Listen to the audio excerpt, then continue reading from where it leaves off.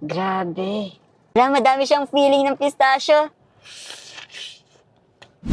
Today, we're gonna try the pistachio Dubai chocolate inspired sa may Dunkin Donut. And pangatlong attempt ko na to. Sana meron na talaga akong mabili.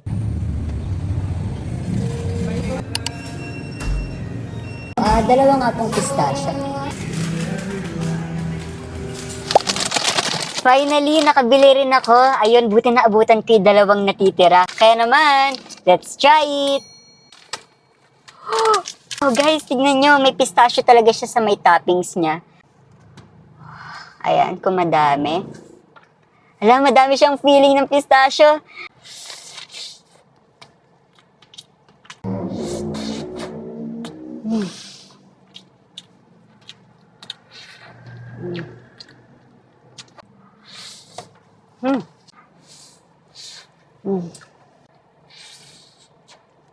I can say na sobrang worth it niya sa 120 pesos dahil sobrang dami ng feeling ng pistachio.